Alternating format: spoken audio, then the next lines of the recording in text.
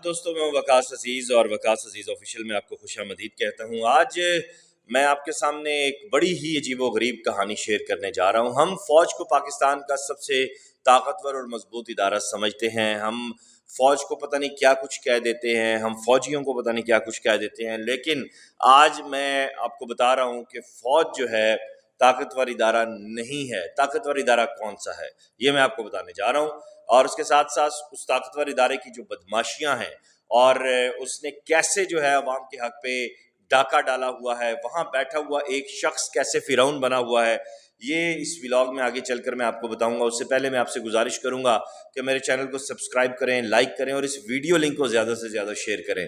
جی میں بات آج کرنے جا رہا ہوں 18 ہاؤسنگ سوسائٹی کی، جس نے ایک ریٹائرڈ فوجی آفیسر ہیں ان کی زمین پر قبضہ کیا ہے، اور قبضہ کروانے میں سہولت کاری کا جو مکمل فریضہ سر انجام دیا ہے تمام تر کر و فر کے ساتھ، پورے پروٹوکول کے ساتھ، وہ RDA نے، راولپنڈی ڈیولپمنٹ اتھارٹی نے ادا کیا ہے۔ اور راولپنڈی ڈیولپمنٹ اتھارٹی RDA، جس کے بارے میں پہلے بھی ولاگ کر چکا ہوں، اور وہاں پہ بیٹھا ہوا ایک شخص کرپٹ سمی نیازی، اس کے کردار کو، اس کی مکروہات کو، اس کی ڈیٹیلز کو، اس کی چیزوں کو میں نے آپ سے پہلے گزارش کی تھی کہ میں لمحہ بلمحہ آپ کو اپڈیٹ کروں گا کہ RDA کس طرح غیر قانونی ہاؤسنگ سوسائٹیز کو سپورٹ کر رہا ہے، RDA کیسے لینڈ مافیا کو جنم دے رہا ہے۔ جس طرح ایک زمانے میں، آج نہیں، ایک زمانے میں پولیس جو ہے وہ مجرمان کو جنم دیتی تھی، سوسائٹی میں بڑے بڑے بدماش جو ہیں وہ پولیس پیدا کرتی تھی، پھر وقت بدلا، پھر سوسائٹی میں چینج آئی، لوگوں میں شعور آیا، پھر پولیس کے محکمے میں پڑھے لکھے افسران آئے، آج پولیس کا جو کردار ہے وہ چینج ہے۔ اسی طرح RDA میں بھی اس وقت راولپنڈی ڈیولپمنٹ اتھارٹی اس وقت فرعون بنی ہوئی ہے، اور فوج جو پاکستان کے زمینی اور نظریاتی سرحدوں کی محافظ ہے، اس کو بھی انہوں نے نہیں چھوڑا، اور اس کے جو افسران ہیں ان کو کیسے نقصان پہنچا رہے ہیں یہ میں آپ کو آج کے اس ولاگ میں بتا رہا ہوں۔ اور RDA کی ملی بھگت کہیں اس کو، اور RDA کی بدماشی کہیں، RDA کا غاصبانہ قبضہ کہیں، کیا کہیں، مطلب لغت میں الفاظ ختم ہو جاتے ہیں۔ RDA کی ملی بھگت، اور RDA کو بھی NOC دیتے وقت متعلقہ ریونیو ڈپارٹمنٹ سے رابطہ کرنا چاہیے تھا۔ اب ریونیو ڈپارٹمنٹ سے کیوں رابطہ کرنا چاہیے تھا؟ جب آپ NOC جاری کرتے ہیں تو اس سے پہلے آپ تمام ویریفیکیشنز دیکھتے ہیں، اور یہ آپ جو جس جگہ کی میں بات کر رہا ہوں وہ 18 ہے، اسلام آباد کی مہنگی ترین ہاؤسنگ سوسائٹی، اور اس کے جو چال انداز اور معاملات ہیں وہ تو کلیتاً ڈیفرنٹ ہیں۔ اب کئی افراد کی سینکڑوں کنال اراضی 18 عامی سوسائٹی ہڑپ کر چکی ہے۔ 18 کے جو متاثرین ہیں وہ ہم سے رابطہ کر رہے ہیں، کیونکہ ولاگ سامنے آ رہے ہیں، کھل کے بات کر رہے ہیں، اور 18 کے جو ذمہ داران ہیں وہ اپنے آپ کو بہت بڑا جو ہے وہ بدماش، اور خدا کی اس زمین پہ خدا نے اپنا نائب بنا کے بھیجا تھا، لیکن وہ اپنے آپ کو ناخدا سمجھتے ہیں۔ میرے ذرائع کے مطابق ٹیکسلا کے کوئی بہت بڑے بدماش ہیں، میں اگر غلط نہیں ہوں تو، کہ ٹیکسلا کے کوئی بہت بڑے بااثر شخصیات ہیں، ٹیکسلا کے کوئی بہت بڑے جو ہے وہ لینڈ لارڈز ہیں، ٹیکسلا کے کوئی بہت بڑے وہ انداتا ہیں جو یہ سمجھتے ہیں کہ وہ لوگوں کی زمین ہڑپ کریں گے تو کوئی آواز دینے والا نہیں ہوگا، کوئی آواز اٹھانے والا نہیں ہوگا۔ جب آپ کسی غریب کو مارتے ہیں، جب کسی غریب کی زمین پہ قبضہ کرتے ہیں تو اس کی اور بددعا آتی ہے، وہ کہتا ہے جا اپنے سے طاقتور کے ساتھ جا تو ٹکرے۔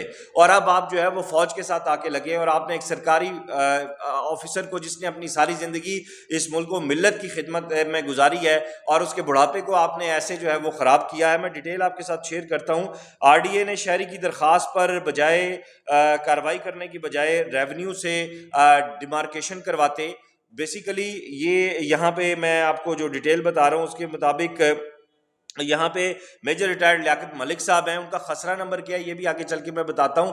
انہوں نے ڈیمارکیشن کی درخواست کی جب ان کی زمین پر قبضہ کیا 18 کے جو بڑے لوگ ہیں انہوں نے، میں گنڈا نہیں کہتا انہیں، چلیں میں معافی چاہتا ہوں، لیکن ان بڑے لوگوں نے جب قبضہ کیا، میجر ریٹائرڈ لیاقت ملک صاحب شریف آدمی ہیں، مرنج قسم کے انسان ہیں، تو RDA نے بجائے اس کے کہ ان کی اپلیکیشن پہ وہ ایکشن لیتے، ڈیمارکیشن کرواتے، انہوں نے درخواست گزار کو یہ کہہ دیا کہ آپ ریونیو سے خود ڈیمارکیشن کروائیں۔ بھائی کیوں؟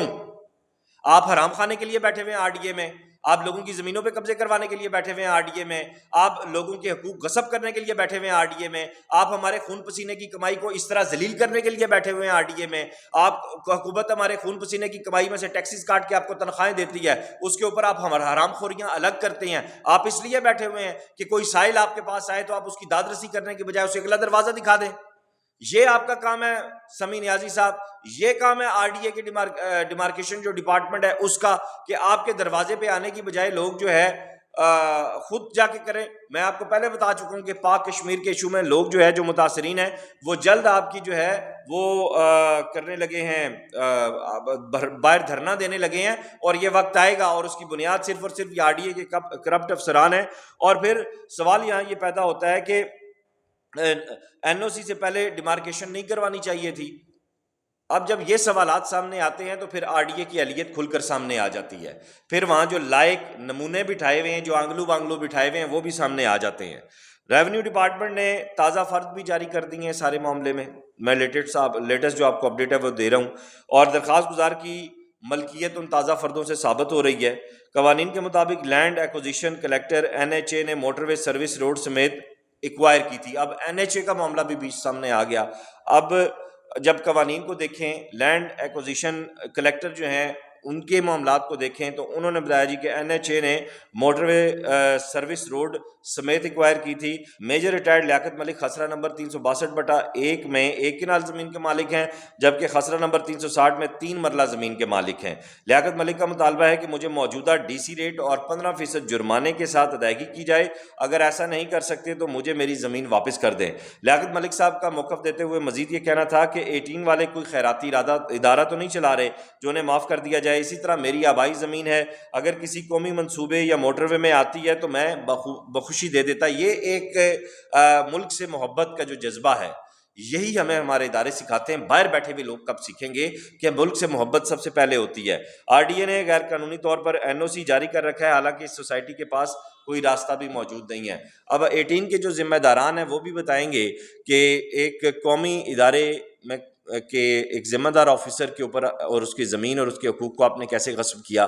یعنی 18 والوں کے سامنے فوج کی بھی کوئی اہمیت نہیں ہے, یعنی 18 والوں کے سامنے فوج سے جڑے ہوئے کسی بھی فرد کی کوئی اہمیت نہیں ہے, یعنی 18 کے سامنے پاکستان کے آئین اور قانون کی کوئی اہمیت نہیں ہے, یعنی 18 کے سامنے پاکستان میں انصاف کی کوئی اہمیت نہیں ہے, یعنی 18 کے سامنے آر ڈی اے میں بیٹھے ہوئے جتنے بھی کرپٹ لوگ ہیں ان کو ساتھ ملا کے قبضے کرتے جاؤ, یہ ٹھیک ہے.